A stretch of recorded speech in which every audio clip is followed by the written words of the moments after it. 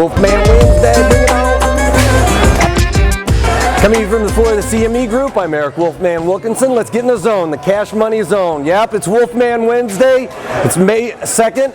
Let's get in the zone. Well, what's going on here? There's all kinds of stuff going on. Overseas, here in America, in the grain rooms, everything's up in the air. Last night we basically had Angela Merkel from Germany trying to stick up for her boy Sarkozy in France because it doesn't look like he's doing too good in the polls over there against Hollandaise.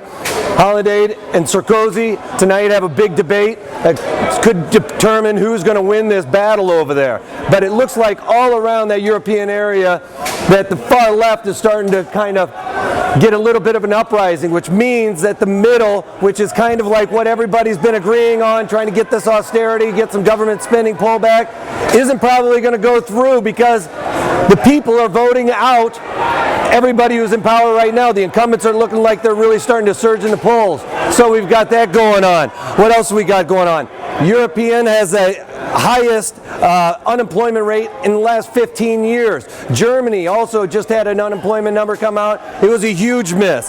So all of these economic factors, geopolitical stuff is starting to come into the play over here in the United States. Anyway, so back here to the United States, what do we have? We had ADP come out this morning. ADP was a little bit worse than expected.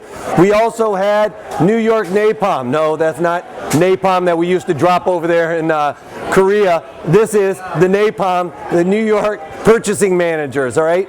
So that number came out a little bit worse than expected. That really caused the equity markets to start falling off.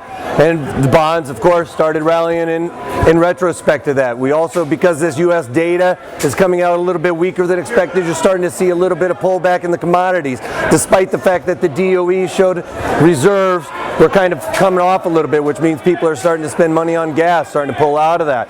DOE, Department of Energy, showed that the stockpiles are starting to come off. People are starting to use that, but you know, this whole problem in America with manufacturing and everything else is global slowdown. It's just like we're muddling through. It's not really like we're going into recession. It's just kind of like muddling through, which is why I've been talking about this whole equity pulling back. We haven't seen it because of the equities are coming out with better than expected earnings a lot of times. Anyway, on to here, into the grain room. What's going on in here? We got all these markets are flying all over the place. We just had soybeans spike about 6-7 cents in under 5 minutes.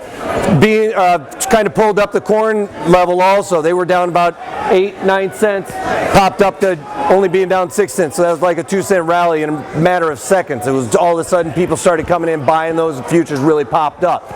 But my whole thing is soybeans are a little bit higher, and we talked about this not too long ago about how the farmers are going to be able to do this double crop rotation. They're going to be able to pull this winter wheat out a little bit earlier than expected because yields are so much higher than they were even last year with the major droughts that we had. So if they can pull out this winter wheat, plant the soybeans are going to be able to, you know, the new crop should actually start being drugged down a little bit with this mantra of that we're going to have a double crop and these farmers are going to do really well. And having said that, if the farmers are doing really well, you guys that are buying stocks should probably look in at buying some deer. Take that. Anyway, don't know how much more I'm going to be around the rest of this week and next week, but if you can't take that, take it easy.